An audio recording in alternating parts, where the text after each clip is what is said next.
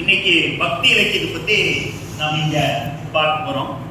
இதுல நம்மளுக்கு சொல்லியிருக்கிறது சைவம் தமிழும். இந்தியாவோட அறுவகை சமயங்கள் அப்படின்னு சொல்லி ஆறுமுக நாவலர் நம்மளுக்கு அறிமுகம் செஞ்சிருக்காரு.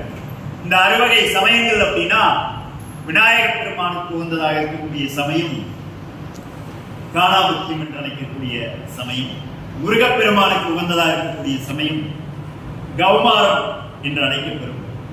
சைவத்தில் பார்த்தோம் என்றால் வீரசைவம், காஷ்மீர சைவம், சைவம் என்றெல்லாம் சொல்வார். சக்தியை முழு முதற் கடவுளாக வழிபடக்கூடியவர்கள் சாக்தம் என்று வழிபடக்கூடிய ஒரு நிலையை பார்த்து இதர கடவுள்கள் அனைத்தும் வழங்கக்கூடிய ஒரு தெய்வமாக மொத்தம் 6 வகையான சமய இலக்கியங்கள் பற்றி சமயம் சார்ந்த செய்திகளாக சமயங்கள் 6 வகை சமயங்களாக ஆறுமுக நாவலர் அவர்கள் விரித்துரைத்திருக்கிறார்கள். நமக்கு இன்னைக்கு பாடம் என்ன அப்படின்னா சைவம் தமிழும். நம் சைவ சமயம் தமிழோடு எந்த அளவுக்கு ஒன்றி இருக்கின்றது என்பது எல்லோருக்கும் தெரிந்த ஒன்று. அத்தகைய வகையிலே சைவம் என்று சொல்லும் போது 63 நாயன்மார்கள் இங்கே விளக்கப்படுகிறார்கள்.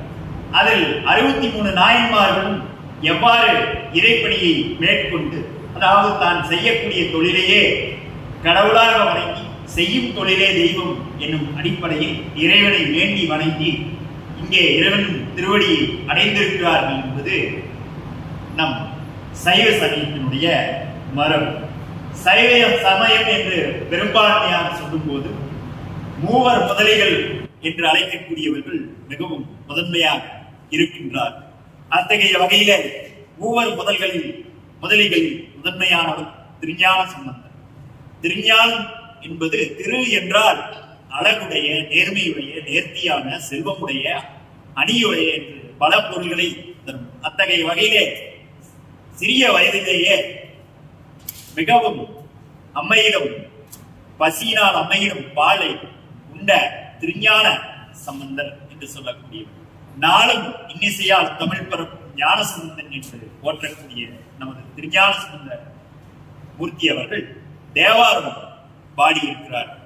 அதற்கு அடுத்தபடியாக திருநாவுக்கரசர் அவர்களுக்கு என்ன பணி என்றால் கோயில் முழுவதும் உளவாரம் என்பது கோயிலில் இருக்கக்கூடிய சில குப்பைகளை தூய்மை செய்வது என்பது பொருள். அத்தகைய தன்னுடைய கையிலே உளவாரம் குறியீடாக உளவாரத்தினை என்றுமே வைத்திருக்கக்கூடிய மிகப்பெரிய ஒரு தம்பிரானாக, ஒரு இறை அடியவராக, சைவ சமய புறவராக இருக்கக்கூடியவர் நம் திருநாவுக்கரசர். அத்தகைய திருநாவுக்கரசர் திருவாய் பொழிந்து அருளியது தேவார திருப்பாடல். அதுக்கடுத்தபடியாக இவர்கள் இருவரும் இறைவனை இறைவனாக வழிபடுகிறார்கள். மூன்றாவதாக அமையப்பட்டிருக்கக்கூடியவர் சுந்தரமூர்த்தி சுவாமிகள். இவர்கள் இறைவனை தோழமையாக வழிபடுவார். எடுத்துக்காட்டாக அப்பனும் நீ, அம்மையும் நீ, அன்புடைய மாமனும் மாமியும் நீ என்று சொல்லக்கூடிய இறைவனை உறவினராக, நண்பனாக இங்கே தேவார பாடலிலே உரிமையோடு திட்டியும் அதட்டியும் தன்னுடைய பாடல்களிலே விளக்குகின்றார். இதற்கு அடுத்தபடியாக சைவ சமயத்திலே பார்த்தோம் என்றால் மாணிக்கவாசகர் பெருந்தகையவர்கள் மிகப்பெரிய ஒரு அமைச்சராக இருந்தவர். அரசன் ஒரு போது குதிரைகள் வாங்கி வர சொல்லி பல பொன்முடிச்சுக்களை அவர் அமைச்சராக இருந்தபோது கொடுத்த போது அவர் மிகப்பெரிய ஒரு சிவாலயத்தை பார்க்கிறார். அங்கே சிவாலய பணியில் தொய்வு, பணமின்மையால் தொய்வு கொண்டு இருக்கின்றது. அத்தகைய நிலையிலே சிவாலயத்தை மிகவும் அழகாகவும் மன்னன் கொடுத்த பொன்னை வைத்து அற்புதமாக செய்கின்றார். இந்த செய்தியை கேட்டு மன்னன் கோபமடைந்து அமைச்சராகிய மாணிக்கவாசகரை வர சொல்லி அவரிடத்திலே கடிந்து பேசுகிறார். குதிரைகள் வாங்கி வர சொல்லி பொன் கொடுத்தால் நீ கோயிலே கொண்டு போய் அதை செலவிட்டு இருக்கிறாய் என்று சொல்லி அதட்டுகிறார். இறைவனை வேண்டுகிறார் மாணிக்கவாசகர். குதிரைகள் வாங்கி வந்த அத்தனை குதிரைகளும் பல குதிரைகள் அந்த மன்னனுடைய குதிரை கொட்டிலே இருக்கின்றது. அத்தகைய குதிரைகள் இவர் மன்னனிடம் காண்பித்த பிறகு வீடு சென்ற உடனே அந்த குதிரைகள் யாவும் நரிகளாக ஓடுகின்றன. அத்தகைய தெய்வ பல செயல்களை செய்தவர் நம் மாணிக்கவாசகர். அத்தகைய மாணிக்கவாசகர்கள் திருவாசகத்திலே திருக்கோவையார் பாவை பாடிய வாயால் ஒரு கோவை பாடு என்று இறைவனே வேண்டி கேட்டு பாடியது நம்ம திருவாசகம். ஜி.யு. போப் என்ற மேலை நாட்டு அறிஞர் ஒருவர் நம் நாட்டுக்கு வந்திருந்த போது திருவாசகத்தை படித்துக் கொண்டு திருவாசகத்துக்கு முருகார் முருகாதவர் என்று சொல்லி திருவாசகத்தை ஊனினை உருக்கி உள்ளொலி பெருக்க செய்யக்கூடிய ஒரு மிகப்பெரிய ஒரு காவியம் திருவாசகம் என்று இங்கே விளக்கி இருக்கிறார். அந்த ஜி.யு. போப் சாகும் தருவாயில் தன்னுடைய கல்லறையிலே தன்னை ஒரு தமிழ் மாணவன் என்று எழுதுங்கள் என்று சொல்லி அழகாக சொன்ன ஒரு அற்புதமான ஒரு வாசகம் திருவாசகம். இங்கே திருமுறைகளில் மிகவும் சிறப்படையக்கூடியது நம் திருவாசகம்.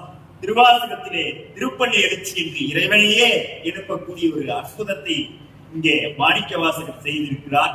சிவபுராணம், குயில் பத்து, அடைக்கலப்பத்து என்ற பல பகுதிகளை திருவாசகத்திலே எடுத்துரைத்திருக்கிறார் நமது மாணிக்கவாசகர்.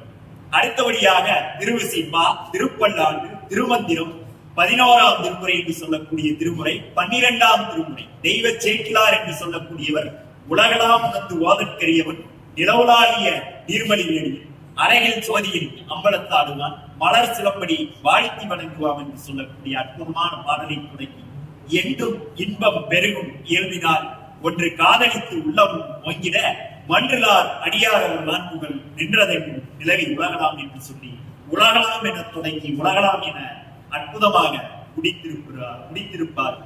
ஆகவே சிவாகம நெறிப்படி திருமுறையை சைவ நெறி கருவோலும் திருமுறையே நம் நாட்டின் முக்கியமான வளம் என்று திருமுறைகளை அழகாக நம்ம சைவ தமிழிலே சைவத்தையும் தமிழையும் இரண்டு கண்ணாக போற்றி நம் அருளாளர்கள் பாடியிருக்கிறார்கள் என்பது மரபு ஆகிய வகையிலே இங்கே அருளாளர்கள் பாடியிருக்கக்கூடிய பாடல்கள் அனைத்தும் 12 திருமுறைகளாக நமக்கு அற்புதமாக வகைப்படுத்தப்பட்டிருக்கிறது என்பதும் அதிலே சைவம் அதனுடனே தமிழும் தமிழ் மொழியின் சிறப்பு அங்கே விதைக்கப்பட்டிருக்கிறது என்று அழகாக இத்தகைய நிகழ்வை முடிக்கிறோம். நன்றி, வணக்கம்.